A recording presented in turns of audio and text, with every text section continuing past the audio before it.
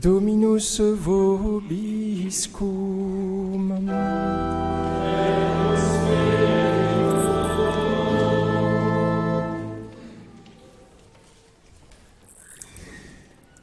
Sequentia Sancti Evangelii secundum Ioannem.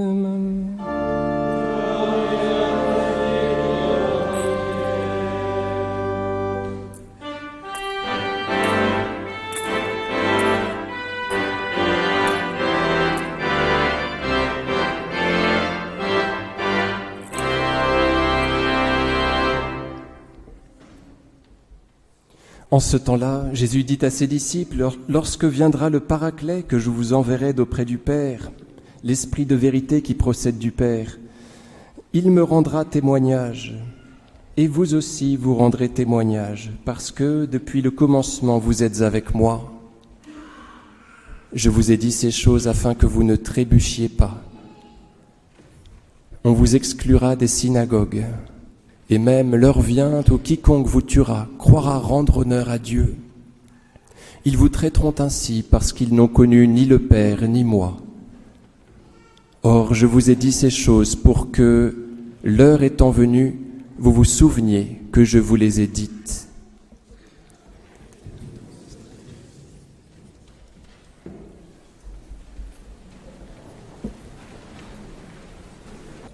Au nom du Père et du Fils et du Saint-Esprit, ainsi soit-il. Lorsque viendra le Paraclet, que je vous enverrai d'auprès du Père, l'Esprit de vérité qui procède du Père, il me rendra témoignage. C'est l'Esprit Saint qui rend témoignage à Jésus. Nous ne pourrons jamais rien faire en cette matière d'évangélisation que en sa mouvance, que poussé par l'Esprit Saint. Regardez Saint Pierre qui flanche devant une petite servante, une jeune servante, nous dit l'Évangile selon Saint Jean, qui l'interroge et il renie le Christ. Et après la Pentecôte, alors qu'il a démontré tellement de faiblesse, après la Pentecôte, il est capable d'offrir à la foule qui se rassemble un magnifique discours qui aboutit à la conversion et au baptême de 3000 personnes. Parce que Saint Pierre a été empli d'Esprit Saint. Il a été fortifié par lui, une langue de feu s'est posée sur sa tête et visiblement a traversé son crâne pour arriver jusqu'à cet endroit. Et le voilà capable de livrer à la foule une parole percutante qui l'a converti. Donc c'est par l'Esprit Saint que nous pourrons nous aussi rendre témoignage. Lorsque viendra le Paraclet, il me rendra témoignage et vous aussi vous rendrez témoignage. Vous qui êtes avec moi depuis le commencement. Et Jésus énonce la deuxième condition de l'évangélisation. Nous ne pourrons évangéliser que si nous nous laissons habiter par l'Esprit Saint et que si nous voulons bien côtoyer le Christ. Vous aussi, vous rendrez témoignage dans la force de l'Esprit, vous qui êtes avec moi depuis le commencement. Si nous ne côtoyons pas le Seigneur Jésus, nous ne pouvons pas l'annoncer, puisque l'évangélisation, ce n'est pas autre chose, c'est annoncer le Christ. Si je n'ai pas commencé par me remplir de lui, en le côtoyant, en lui parlant, en restant avec lui sur la montagne, je ne pourrai pas le transmettre. Qui satisfait à ces deux conditions mieux que la Vierge Marie, qui est, nous dit saint Louis-Marie Grignon de Montfort, l'épouse du Saint-Esprit, pensez à la première condition, et qui connaît bien sûr le Christ depuis le commencement et pour cause, il est survenu en son sein sur la parole de l'ange et sur son fiat, donc elle le connaît depuis qu'il est en elle. Quand viendra le défenseur, quand viendra le Paraclet, vous me rendrez témoignage, et vous aussi, il me rendra témoignage, et vous aussi vous rendrez témoignage, vous qui êtes avec moi depuis le commencement. La Vierge Marie, pleine d'Esprit Saint et connaissant mieux que quiconque le Christ, est l'évangélisatrice par excellence. C'est elle qu'il faut envoyer au-devant de nous quand nous voulons parler du Seigneur Jésus. C'est elle qui sait y faire. Vous savez qu'elle est souvent dans la conversion des protestants et des musulmans. C'est elle l'ambassadrice, c'est elle qui sait y faire. Alors, servons-nous d'elle, elle le veut bien, comme notre trait d'union avec nos interlocuteurs.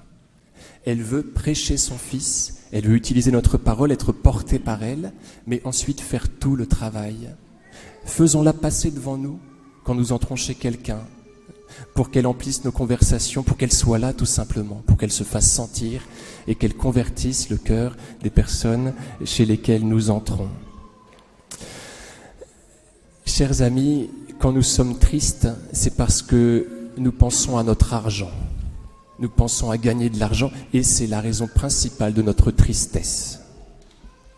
Le Seigneur nous demande de bien vouloir gagner des âmes, de bien vouloir remplir les greniers du paradis, et c'est de cette façon que nous connaissons la vraie joie.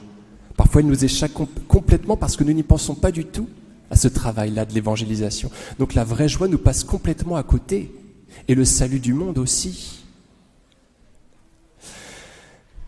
Dans l'évangile selon saint Jean, le semeur se réjouit avec le moissonneur. Que nous soyons semeurs, que nous ayons pris de la peine, ou bien que nous fassions partie des profiteurs, que nous profitions des travaux du semeur, que nous soyons simplement moissonneurs, une joie nous est promise si nous voulons bien penser à annoncer le Christ. Regardez la Vierge Marie, elle chante son Magnificat au moment précis où elle apporte le Christ à Sainte Élisabeth. Elle vient de le concevoir.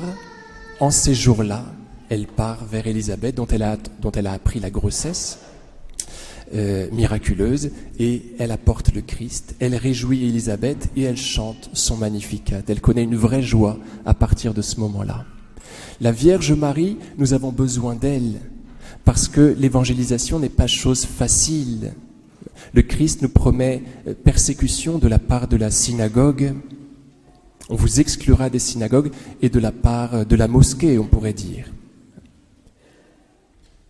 L'heure vient où quiconque vous tuera croira rendre honneur à Dieu. Nous sommes à cette heure, bien évidemment. Le Seigneur Jésus nous commande miséricorde pour nos persécuteurs. Ils vous traiteront ainsi parce qu'ils n'ont connu ni le Père ni moi. Quand il a été crucifié, souvenez-vous de ce que nous rapporte l'Évangile selon saint Luc. Le Seigneur demande le pardon à son Père pour ses bourreaux parce qu'ils ne savent pas ce qu'ils font. Il nous rappelle l'ignorance de nos persécuteurs. De cette façon, il cherche à nous amener à une même miséricorde, à cette miséricorde même qu'il a pratiquée en faveur de ses bourreaux. Donc nous avons bien besoin de la Vierge Marie. Et dès lors que nous sommes avec elle, nous n'avons absolument plus rien à craindre. Elle nous trace la route, elle nous réjouit dans notre évangélisation. Alors, il faut la prendre, elle, et puis parler au Christ. Regardez Sainte Marie-Madeleine, notre évangélisatrice, la première évangélisatrice de la France. Elle réside sur une montagne, dans la grotte de la Sainte-Baume, où elle s'adonne à la prière. Il paraît que, au milieu de sa grotte, qui n'était qu'humidité, il y avait un piton rocheux, comme une sorte de stalacmite, complètement sec. Et cela nous dit, parce qu'elle priait près de ce piton rocheux, que sa prière devait être sèche. Elle devait être tout désir de l'étreinte du paradis, de l'étreinte avec son bien-aimé. Et cela dure 30 ans pour elle. Donc elle vit dans la prière, et c'est de cette façon, puisqu'elle côtoie le Christ, qu'elle est capable de nous l'apporter. Et vous aussi, vous me rendrez témoignage, vous qui êtes avec moi depuis le commencement. Regardons saint Charles de Foucauld, qui gravit lui aussi l'Assecrème et qui y réside. Et c'est de cette façon qu'il est véritablement évangélisateur, parce qu'il prend soin de se nourrir du Christ pour ensuite pouvoir le transmettre. Alors, chers amis, jouons à ce jeu-là si vous voulez bien. C'est très simple.